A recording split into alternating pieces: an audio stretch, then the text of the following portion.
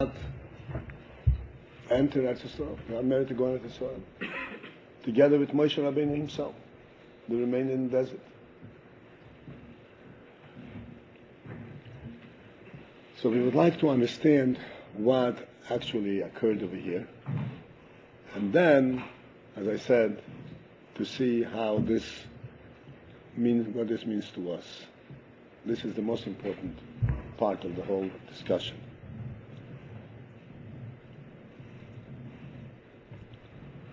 In principle, we know, as we discussed also many times, that before Hashem gave us the Torah,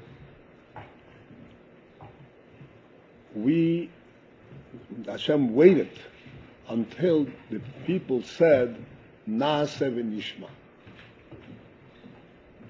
You should remember that I discussed here that Naaseh means we will obey, we will do what you tell us.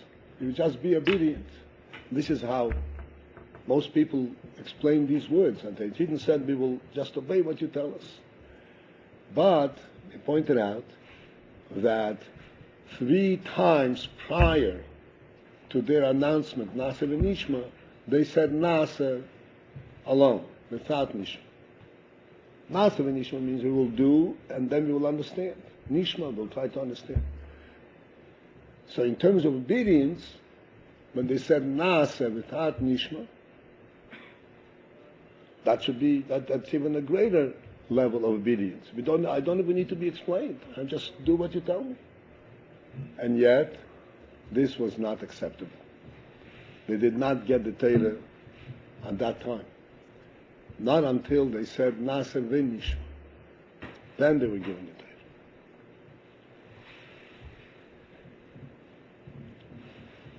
What's behind it? What's the reason for that?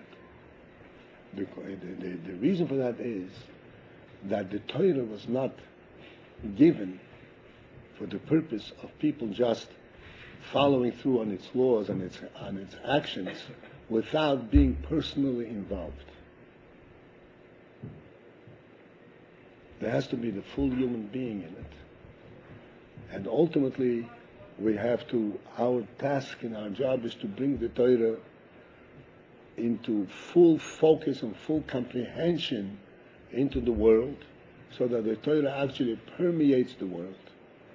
And the Torah actually reveals in the world how the world itself actually conforms to Torah. That the world and Torah are not in conflict. On the contrary, the Torah is the basis for the whole world. In order to accomplish that, it's not enough that a person takes the mitzvah and does it. But the nishma, he has to then try to understand it with his own seichel until it becomes something that really makes sense to him in his own human mind.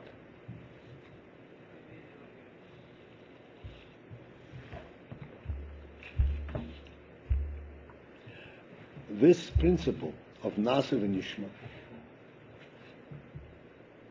is true in every aspect of Torah.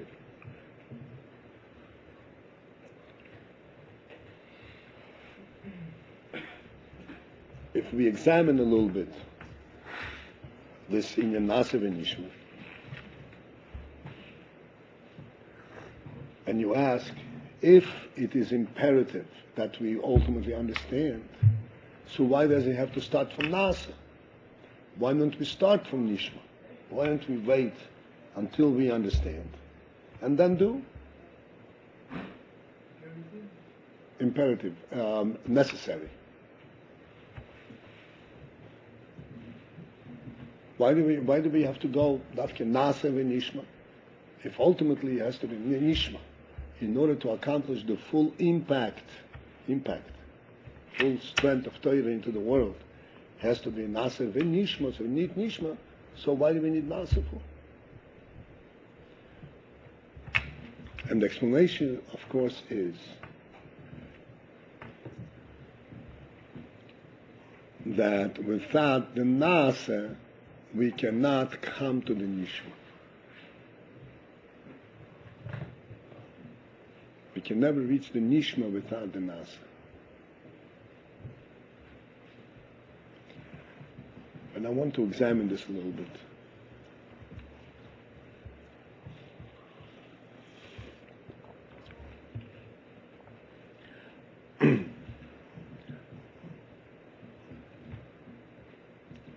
We're learning now in Tanya, Shara Yichud Ha'emunah.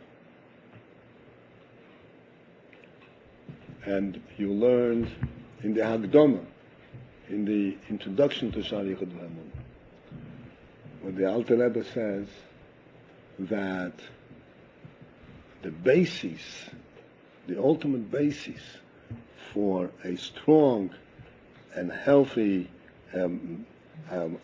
following through of Torah and mitzvahs is Emunah HaPshuta. Emunah Pshuta. Emunah Pshuta means simple faith. And then this same Rebbe, or the Alter Rebbe, who said that simple faith is the basis, goes on in Shara Yichud Ha'emunah with Chabad and goes on to explain the whole basis of Emunah itself. How the world is Yesh Me'ayin, and how without the godly force that creates the world, all the time it would turn, there would be nothing there. And with all kinds of logical explanations. Here you say that it is the Emunah Pshuta. And then you go on and explain it logically, and with very strong logical arguments.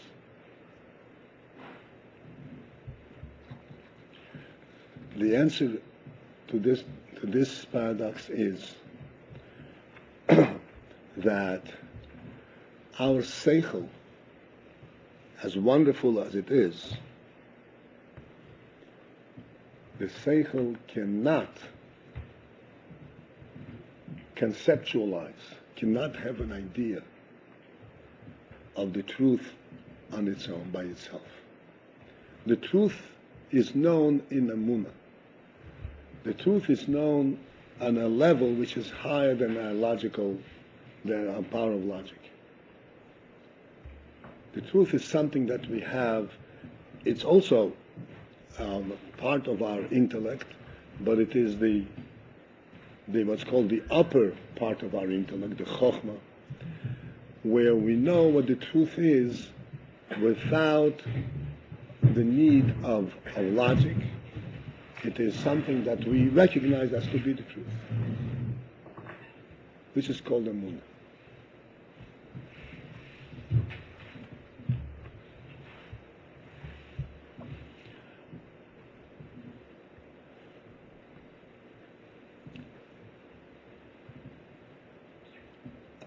I want to give a very powerful illustration of this Indian.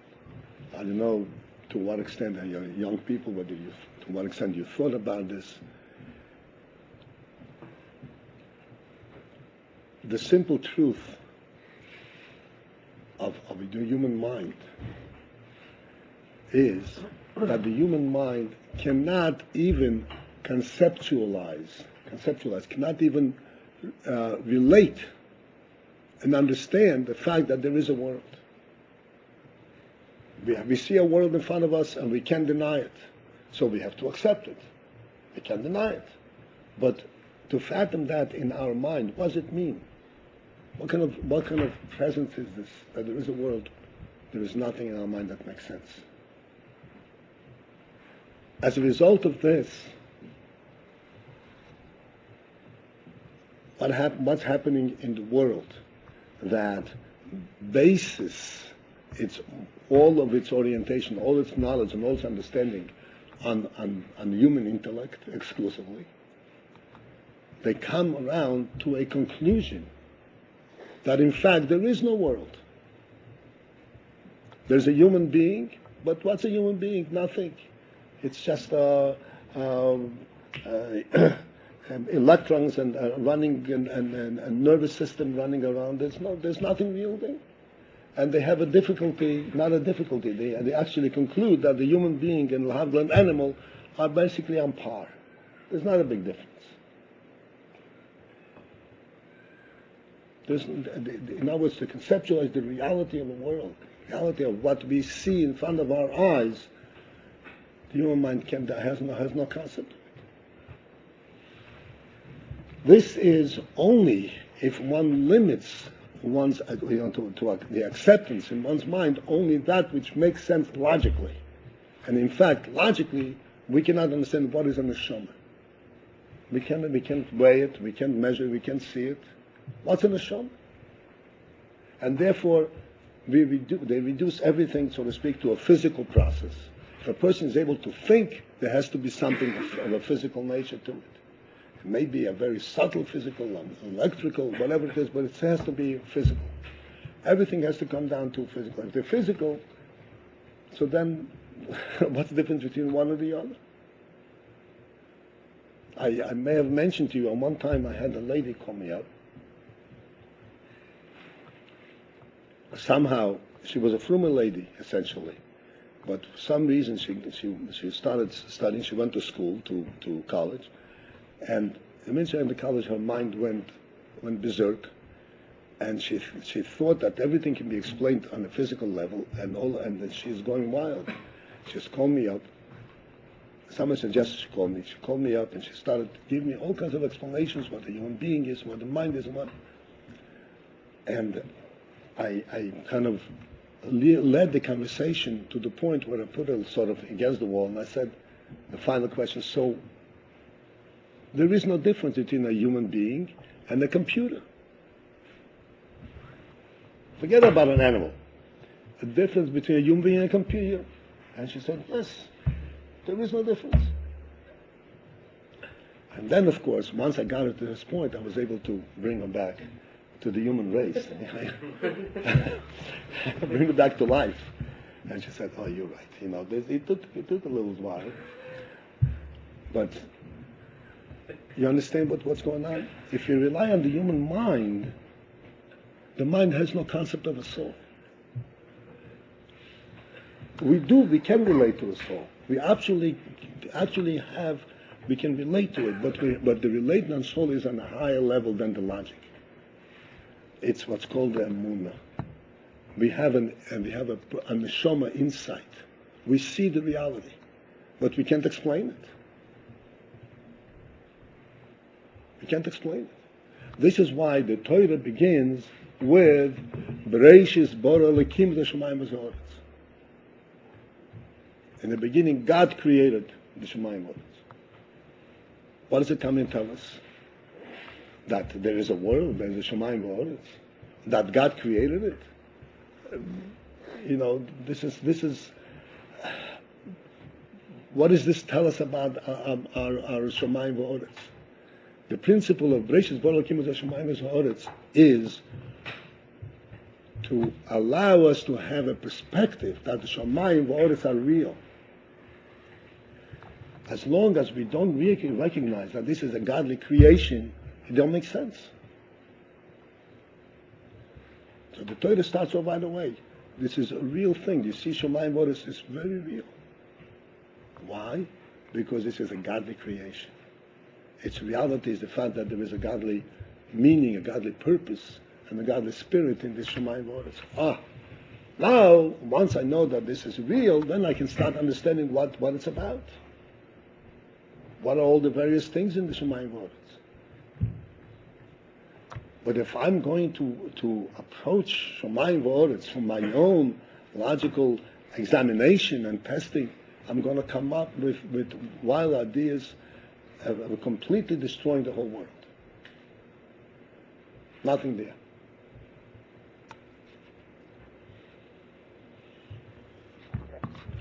This is then the partnership, the combination of emunah and seichel. Or in the terminology that we said before, nasa v'nishma. What does nasa v'nishma mean? You want to ask a question? Yeah, quickly. I know the definition of Amuna, but you're giving a deeper definition. I'm familiar with. Can you read it for me?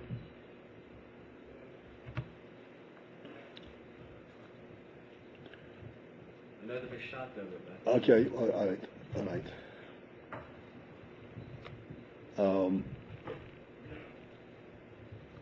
Contrary to the popular misunderstanding that Emunah means in the world is translated as blind faith.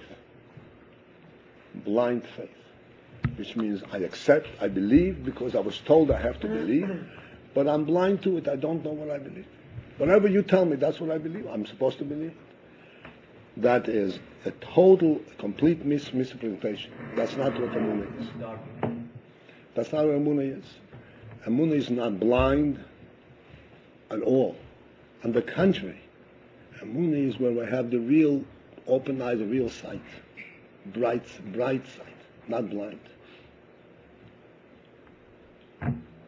We have a very, very much difficulty in trying to understand and in our seichel what it is what is the insight that I have at the Emunah level. But the Emunah is very bright. This is the real human being.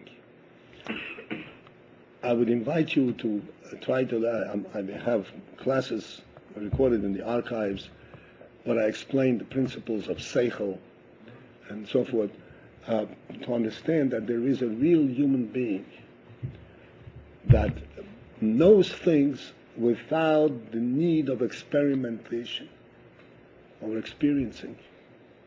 He knows it because he's a human being.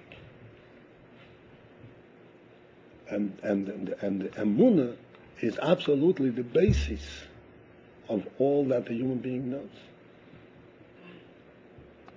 This is the manifestation, the revelation, the function of the human soul. It's possible to believe and know Hashem exists without anybody ever telling you. That's right. Except that you wouldn't know how to put it into words. But the reality is there.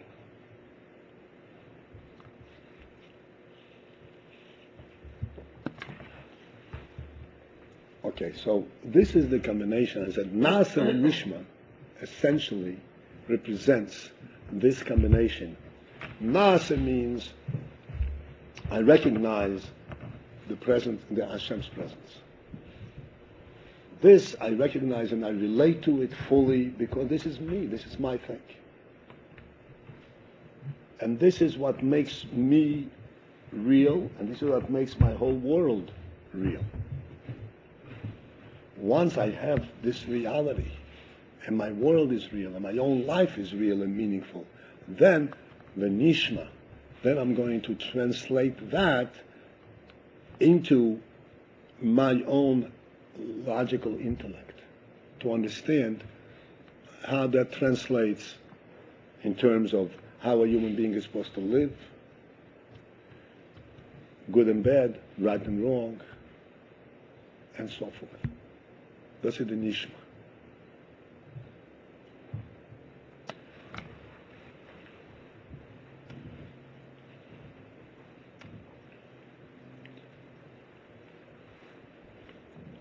I'll come back to this. Just want to finish the inyan of the Meraglim and then come back to elaborate on this principle. Just to show that this is exactly what transpired over here.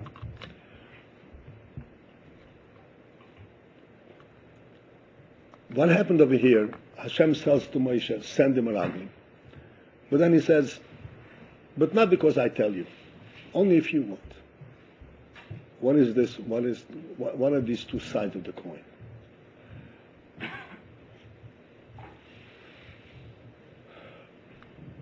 Just as it is necessary there should be Nasev and Nishma in the whole Torah, it is necessary in every aspect of Torah.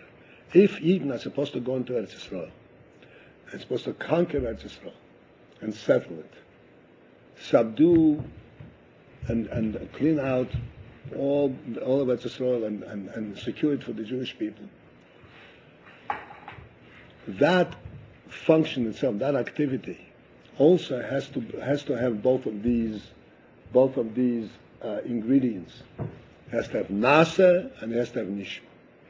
Nasa means that Hashem assured us this is ours. He promised it to Avraham, Yitzchak, and Yaakov. Therefore it is ours. And we have the capability of taking it over. But then v'nishma, we understand how we can do it. We're not just going to go blindly because Hashem told us we go against the wall. Sometimes we have to do that. But that's not the normal process of Torah mitzvahs. It has to be nishma. We have to personally relate to it and have a full comprehension. Yes, this is definitely doable. And this is where this whole paradox that took place. Hashem says to Moshe, I told them it's a good land. And I told them it's theirs. And they have a difficulty of personally relating to it. Otherwise, they have a difficulty in the nishma. So therefore, you have to send meraglim for them to experience it and see it for themselves. And here is where the big test, the big danger is. If you send meraglim, and the meraglim go, and they examine it, it depends from what perspective they're going to examine it. Are going to examine it from the perspective of Kolev and Yeshua. Well, their perspective is, clearly Hashem said we can do it. Hashem said we should do it. This is our land. Now, all we have to see is what is the easiest and best path to approach it. That's the nishma from Yeshua and Kolev's perspective. But then, there is a possibility, and that's exactly what happened. But the meraglim went, and they started looking at it from different perspectives. Said, "Is it possible for us to take it over? Look at all these fortified cities. Look at all these giants." That question should not have ever come up, because this is the nasa. This is what Hashem has assured us. The question is only how. What is the approach? But not whether. And once that question came up, then everything started to unfold, to unravel.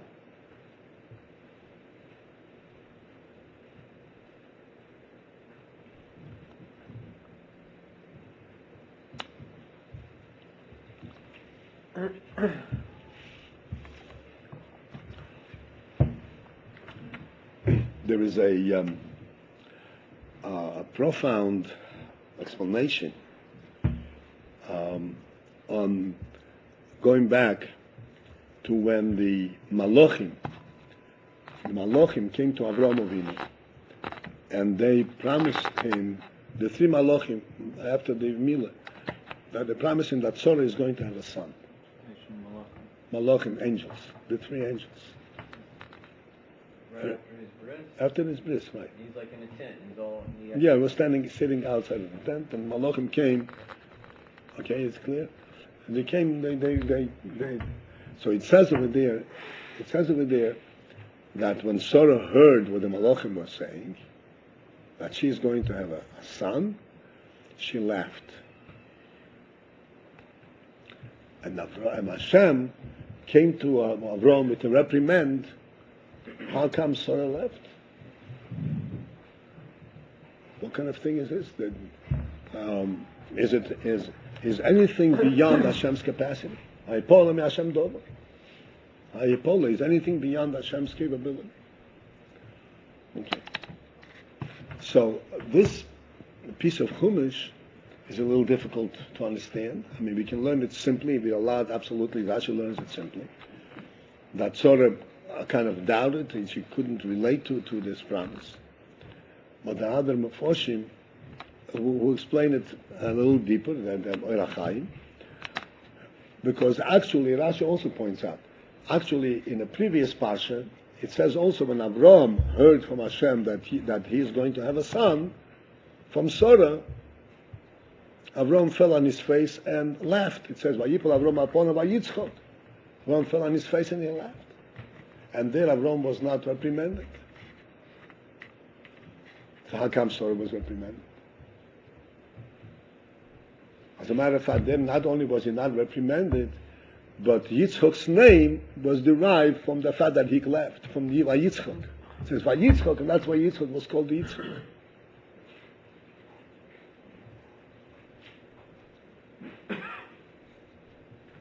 So, I said the Chaim explains like this. He says, so Avram had no doubt, and Hashem promised him, Avram had no doubt.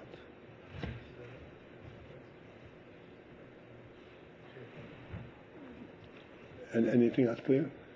I wasn't sure if he said Eitz Chaim. What? He said Eitz Chaim. Oir HaChaim. Oir HaChaim, von der Pirush in the Chumash, Oir HaChaim.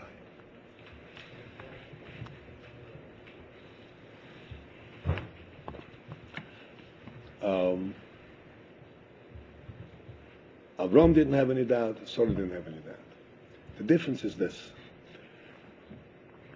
By Sarah, it says in the Chumash over here, that Sarah at that time, even though Sarah was 90 years old, 89 years old, and all the woman's processes that are allowed for childbirth had stopped by her. And then all of a sudden, that day, all of a sudden she regained her youth. Everything started processing again.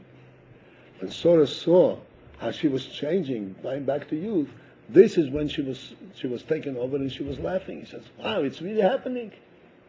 That's when she laughed. Avram, he laughed as soon as he heard from Hashem. Didn't wait to see anything materialize, anything actually beginning to take shape. And this was the reprimand that Hashem gave to Sarah. That as soon as Hashem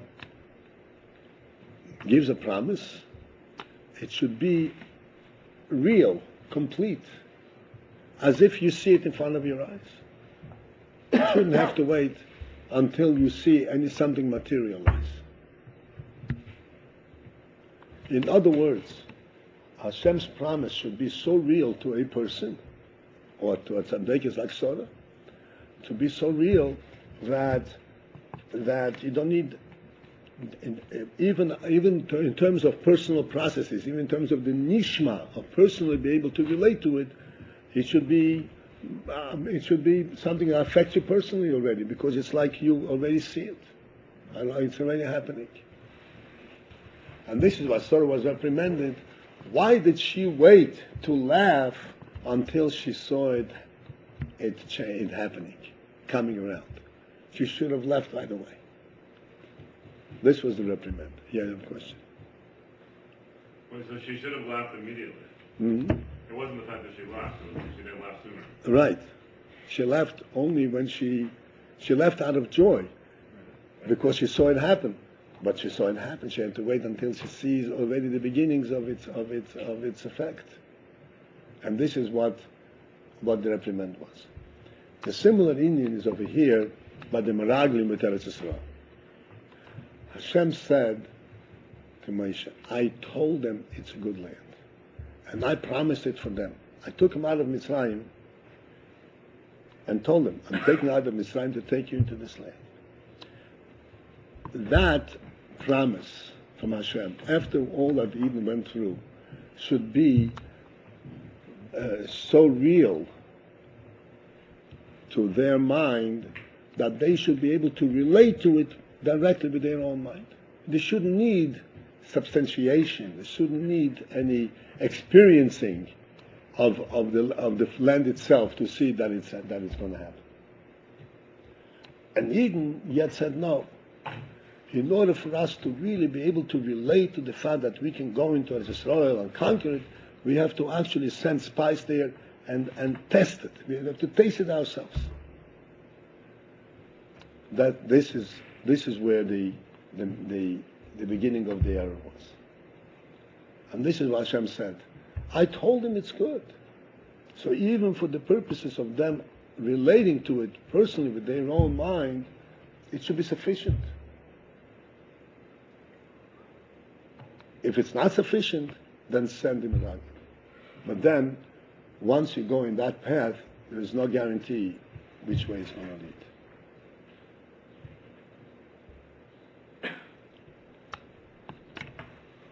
Now I want to come back to us.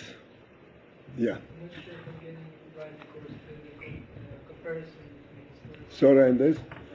Israel Okay. When Hashem said to the Yidden, the land I'm promised to Avram, Yitzchak, and Yaakov, and I'm taking you out of Egypt to take you into the land.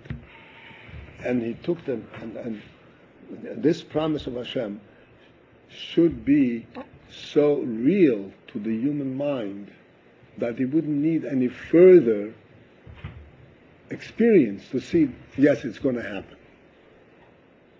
They wanted to send the Meraglim in order to make it more real. You understand? The Meraglim go into the soil, they see there are ways to do it, how to get to it, and so forth. They wanted to make it more real so that they can relate to it. That was a shortcoming. They shouldn't need it. Because Hashem said and promised that should have been sufficient enough to make it clear to them, even in the nishma level, even in the personal understanding level, that this is a reality.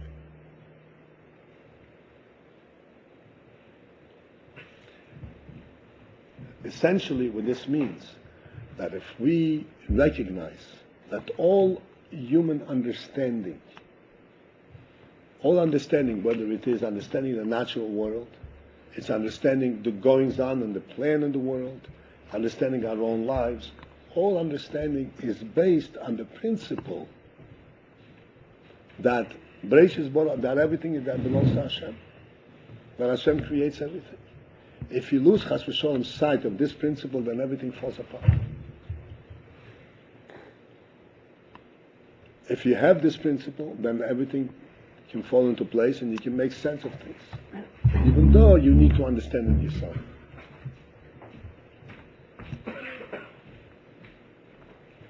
And this is what took place over there, the Meraglim with Moshe. And this is and that resulted in the big mishap of the Meraglim. The Meraglim came back and they said, there's no way a human being can capture this land. Who asked you about that? Hashem said that it's yours. All you have to do is to see what the land is and to say, okay, here's the best way to approach it. It's the easiest way, the least natural restrictions, the least hilly, the least difficulty of crossing and things like that. Not the question whether or not we can do it. Hashem said you could do it. It's yours.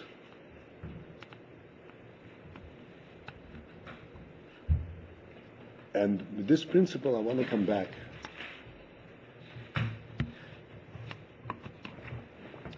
to understand how we ourselves,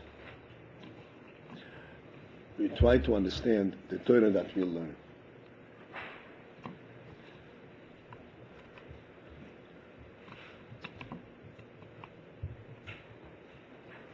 You know that in the Torah there is what's called Pshat, Remez, Drush, Sod. There are 4 different levels in how to learn Torah.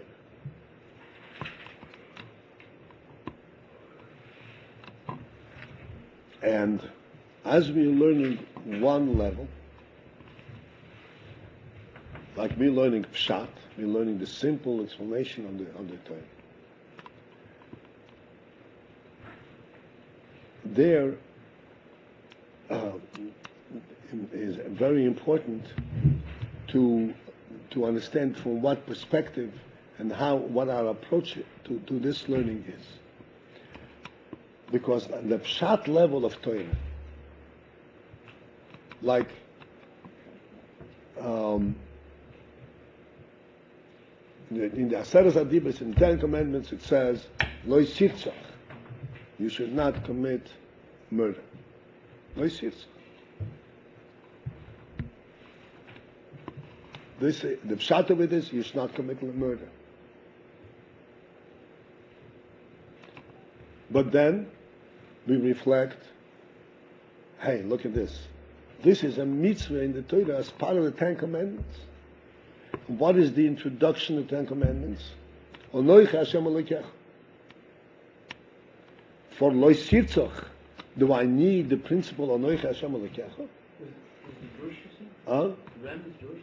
No, I'm looking at Pshat. Oh, still on Shem. Still on Pshat. For lo sirtzach, to know that you should not commit murder, I need to know the principle Onoich Hashem Elokecha. Ask any guy in the street, a decent person, any country that is based on completely different, on completely secular principles. You know that you're not allowed to commit murder. And the Torah puts it all together and says, Onoich Hashem Elokecha lo sirtzach.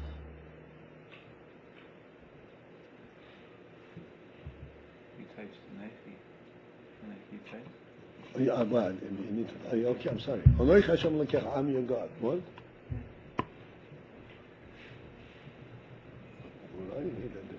Yeah, okay. I didn't realize that. Yes, I did. Yeah. Okay. So it says, Onoich Hashem Elokecha. The deepest, and most, so to speak, the deepest principles of Yiddishkeit, of faith. And you need that deepest insight in order to confirm and to say, lo sirtzach, shouldn't commit murder. So when we learn this,